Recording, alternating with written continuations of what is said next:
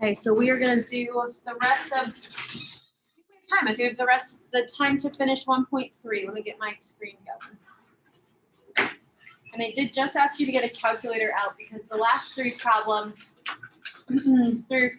5 problems, excuse me, we're gonna graph on the calculator. So it says sketch on calculator, find domain and range. You guys have all of these equations on your paper. If you don't, these are the equations I'm about to use. And I'm gonna probably not come back to the screen. I will show some work on the board though.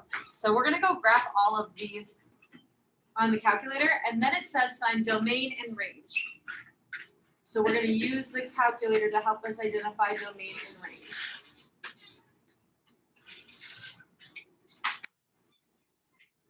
Okay, so the first one said x squared plus 5, right? X squared minus 5, x squared minus 5, good. X squared minus 5. Okay, we're kind of building into what we were doing yesterday with translations. Before I even press the graph, what do you think this is going to do to my graph? It's going to be a parabola, very good. And then what's that 5 going to do to my graph? So the equation says x squared minus 5. It goes down 5. Very good. Why does it go down 5 and not left or right, Billy? Good. So if it was in a parentheses, then it would move it up and down. But this one moves it left and right. So we're expecting it to go down 5. And then we're going to look at the graph, figure out what my domain and my range are. Okay, so we're going to press graph. Okay, perfect. Now when we have an x squared, do we have problems with our domain usually? Or is this all real numbers? What's going on here with our domain? Stays the same. So my normal domain is negative infinity to positive infinity. So that's good. Good glare right there. Can you hit one more light for me, Al? Ah, there we go. Okay, now they can see. Okay.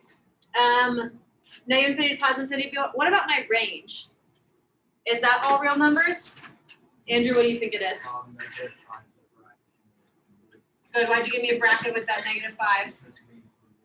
Because we can include it. That has an actual point at negative 5. So we do negative 5 to infinity, parentheses. Cool. That's what we're going to do for the other 4. Is that good? Do we have any questions? Nope. That was pretty easy, right? Let's see. The next one says ln x plus 6. Okay. Do we know where ln is in our calculator? It's right by number 4. So it's by the log, it's by number 4. So go back to your y equals, clear that out, and we're going to do ln, and then all in parentheses, we're going to do x plus 6. Okay, now this one, what do you think this does to our graph? This 6 changes my graph how? Goes to the left 6. I agree with that.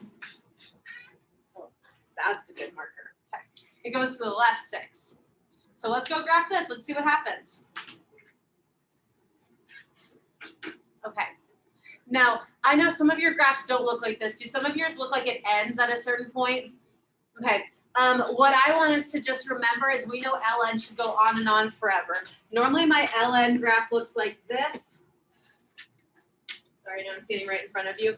Normally it goes all the way down. It has a vertical asymptote on 0.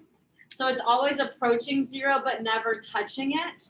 And then it kind of pops up after that. So even if your calculator looks like it ends, I need you to remember that it doesn't, it keeps going. And so now we're going to move everything left 6 units. So instead of being an asymptote, a vertical asymptote at 0, where's my vertical asymptote going to be now? At negative 6. And then I still have my ln-shaped graph this way. Now, it's important that we know that my vertical asymptote is at negative 6, because what does that mean about my domain? What's my domain? Good. Do I get to bracket or parentheses negative 6? Parentheses. Very good. Why? Good. It never physically touches negative 6. It gets really, really close, but it never touches it. So we don't include it. What about my range? All reals. Negative infinity to positive infinity. I know LNs are a little funky, but they do go down forever and they will continue going up forever. So all real numbers is my domain and range here. All right. Am I moving too fast or are we moving at the right pace? Right pace. Okay, good. I just don't want to leave anyone in the dust. Now we need to do 1 over x plus 3. 1 division sign x and then plus 3. Okay. Now what does that plus 3 do to my graph? It goes up 3. Very good. It goes up 3. Now, what kind of graph is this going to be? Reciprocal graph. So reciprocal graphs normally look like what? Good. And they have asymptotes where? Good. X equals 0 and y equals 0. So both the axes. That's what Sophia was trying to give me, the little plus. She's like everywhere. Okay, if it moves up 3, are both of my asymptotes going to change or just one of them? Just Which one? The y.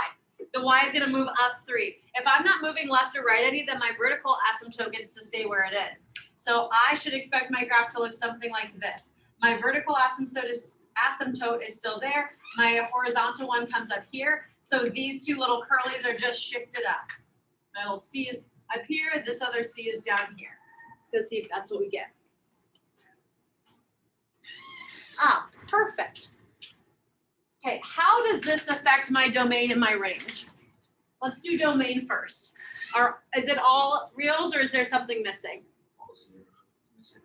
Missing 0. So how do I write that as my domain?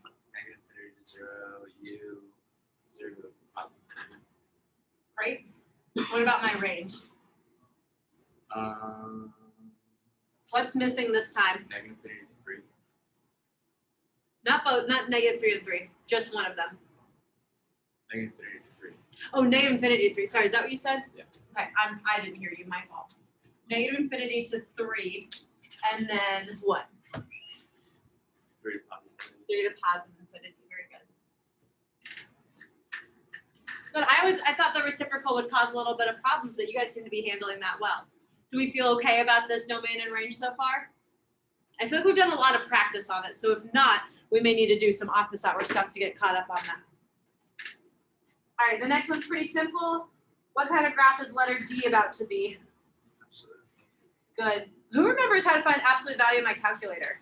Yeah, math over 1. Math over 1, and then it's just that first one there. Again, if you have an older calculator, it might physically say ABS, but on newer calculators, when you type that in, you physically get your absolute values. See, I had too much going on there. Let's try again. Okay. And I can do x minus 4. Okay, what's that minus 4 going to do to this graph? Push it forward. Move it to the right. 4 to the right, very good. And you told me its absolute value. What shape does that make?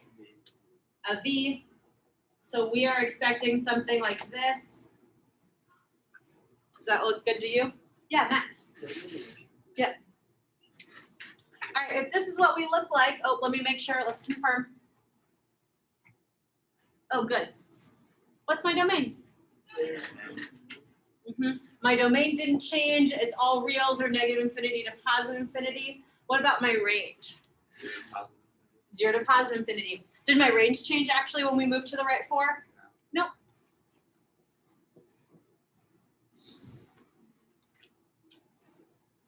All right, the last one's kind of a weird one in a couple different ways. First, it says int. Which function is that? The integer one. Good, it's my greatest integer one. And then it says x divided by 2. So that means we have a b, and we haven't had a b before. The b is either going to stretch or shrink it horizontally, okay? So it's either going to be a little bit fatter than normal or a little bit skinnier than normal. When you go to your y equals to put this in, I believe the int is in the same place as the absolute value. So let's go find that. Let's go hit math. Let's hit over to NUM. Oh yeah, and it looks like number 5. Very good. Good, so int, we're going to do x divided by 2. Oh no.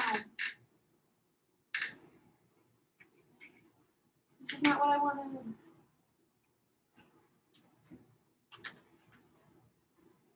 Do you guys see it on your graph? Let me see if I can pull it up really quick. Now, one thing I do want to point out, and normally I would just be like, oh, you guys see it on your graph, we can ignore it, people on YouTube, you can see it on your graph, blah, blah, blah. But I really do want to show it really quick because it looks a little funny and I need us to like assume certain things. X divided by 2.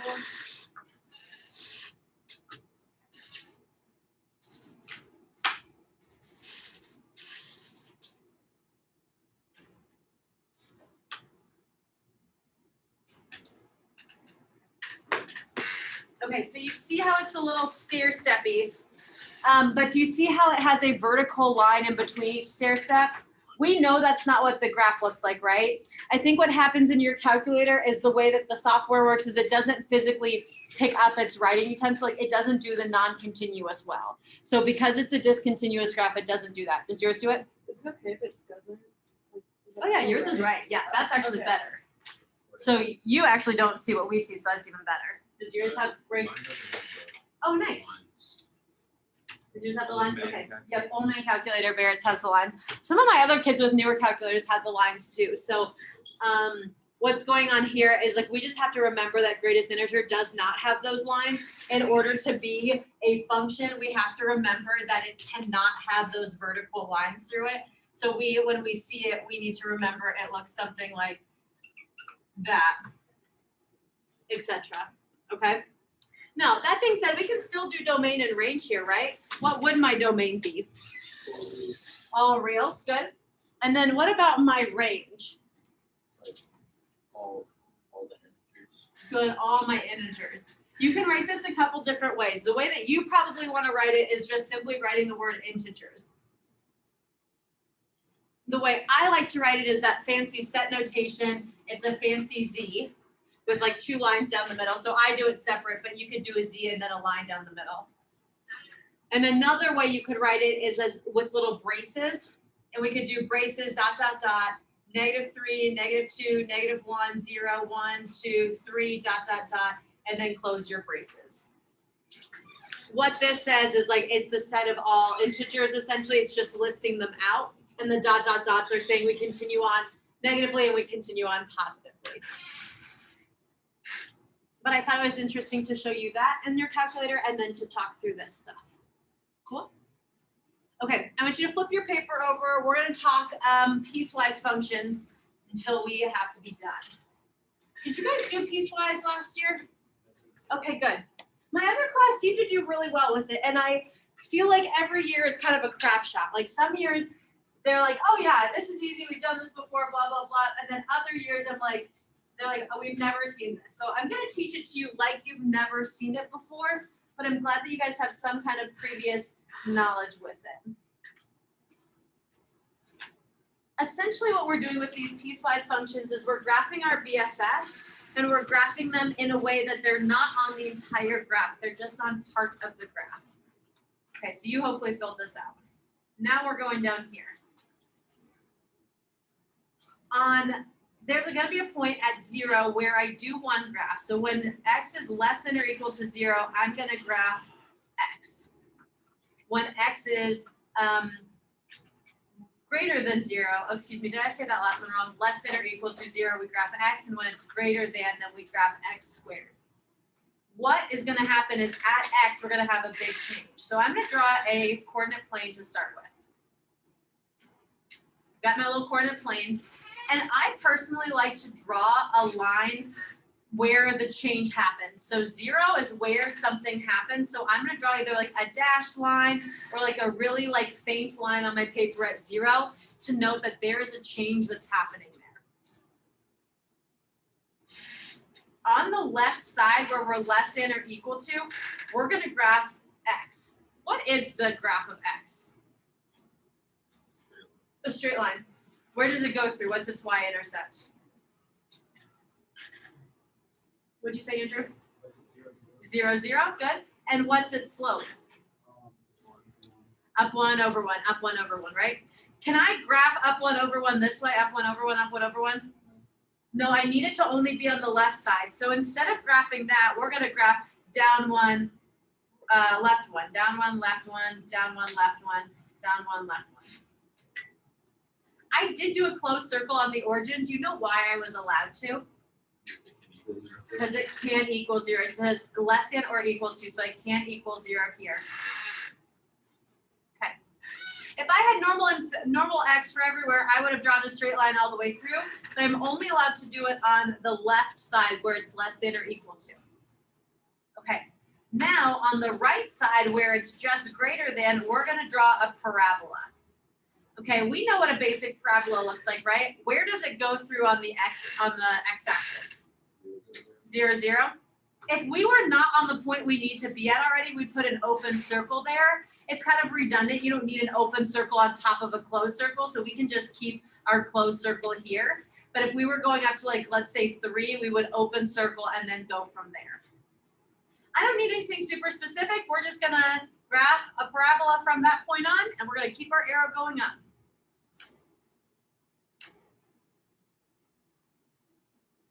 At that point, you can erase your faint line, or you can keep your faint line there. It doesn't matter to me. If it makes you happy, keep it or take it away. And that's it. That's all we're doing. Okay, another one? Okay, let's do it. Let's do another one. Okay, again, I'm gonna start with my coordinate plane. And I'm gonna make my line on where things change. It looks like things change again at 0. So I'm gonna draw my little dashed line through 0. Something's going on at 0. Bless you. Okay. Now it says x is less than 0. When x is less than 0, we're gonna graph 1 over x. What is that? Reciprocal? I'm on the left side, so which quadrant am I going to draw my little C curve in? In 3, very good. So I'm going to go draw my little C curve in the 3rd quadrant.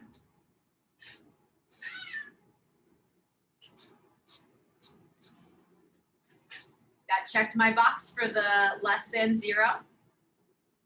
Okay, now for greater than 0, I'm going to draw x, or square root of x. What does the square root of x graph look like? Where does it go through on the x-axis? The origin. Can I put a closed or open circle on the origin? Why?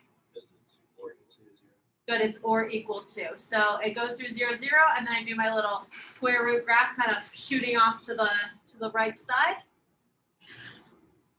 And that's it. Give me some signs of life. Are we feeling good? Are we feeling bad? Are we like not quite sure, just kind of hanging out? Yeah. No, I don't need it in inverse form, in integral notation. Don't need that. All right, last one we're gonna do today. You guys are doing great. We're killing it. Okay, I'm gonna graph my coordinate plane. And this time I've got problems I've got a change, I guess, at 0. And I have a change at positive 1. So I'm going to draw my line through 0, and I'm going to draw him through 1.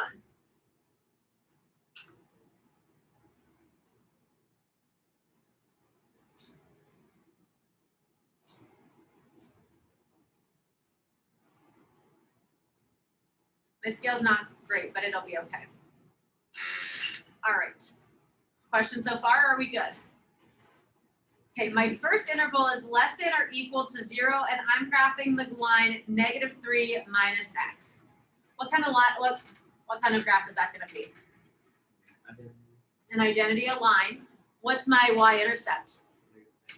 Good. Do I get to do an open or closed circle on -3?